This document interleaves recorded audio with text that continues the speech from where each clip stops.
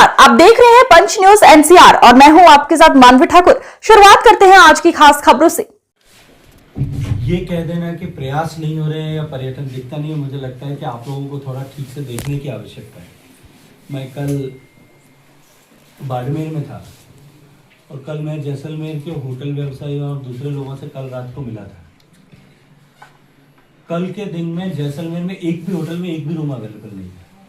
मुझे लगता है कि वो आपको पर्यटक नहीं दिखते होंगे तो ऐसा तो नहीं मानना चाहिए। देश का पर्यटन लगभग 15% CAGR से बढ़ रहा है।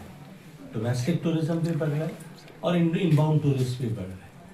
टूरिज्म के को लेकर के इंफ्रास्ट्रक्चर बनाना, नए टूरिज्म के जो है नए एक्सपीरियंसेस डेवलप करना, ये राज्य सरकार को प्राथमिकता के साथ काम करना होता है।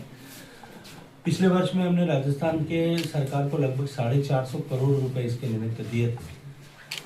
राजस्थान के पर्यटक स्थलों को डेवलप करने के लिए, खाटू श्याम जी के मंदिर के लिए और वैष्णो करणी माता जी के मंदिर के लिए ऐसे प्रोजेक्ट्स भी हम सैंक्शन किए हैं।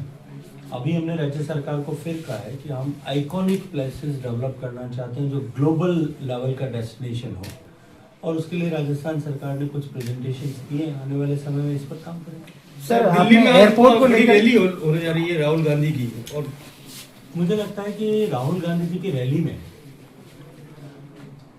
एक बार कांग्रेस के लोगों को जाने से पहले और रैली में खड़े होने के पहले लोकसभा में जब इस विषय पर चर्चा हुई थी, उस विषय पर माननीय गृह मंत्री जी का भाषण एक बार पढ़ लेना चाहिए और वहां सुना भी देना चाहिए। मैं आज फिर कहूंगा, जो गृह मंत्री जी ने वहां बात कही कि एक समय आएगा जब कांग्रेस पार्टी के लोग, कांग्रेस पार्टी के एक समय में नेता राहुल गांधी थे, इसको लिए उस समय को कोसेंगे और राहुल गांधी जी को जो है उसके लिए भगवान से कहेंगे कि ये कैसा दुर्दिन हमको दिखाया था। पार्लियामेंट में इतना समय व्यर्थ करने के बाद में, देश की जनता के भले के लिए जहां काम हो सकता था इतना समय व्यर्थ करने के बाद में उन्होंने चर्चा मांगी। उस चर्चा पे जबरदस्त पिटाई हुई, छोड़ करके भागना पड़ा और बाद में अब फिर वहां पर रैली कर रहे हैं। तो मुझे लगता है कि जो कोई न समझता उसको समझाया जा सकता है, लेकिन किसी ने नहीं समझने का तय किया हो उसको समझाना बहुत मुश्किल है। इससे पहले भी ऐसा हुआ है। रफाल के ऊपर उन्होंने कितनी तरह की टिप्पणियां की थी, हर बार अलग अलग तरह का आंकड़ा देते थे। कभी कभी तो उन्होंने पार्लियामेंट के फ्लोर पर जितनी रफाल की टोटल डील थी उससे ज्यादा का घोटाला बता दिया था। आखिरकार दो देशों के बीच में संबंध खराब करने के उन्होंने स्तर पर ला दिया था। आखिरकार फ्रांस की सरकार के इंटरवेंशन के बाद में, उनके द्वारा स्टेटमेंट किए जाने के बाद में और सुप्रीम कोर्ट ने लताड़ लगाई, तब माफी मांग के उसको छोड़ दिया।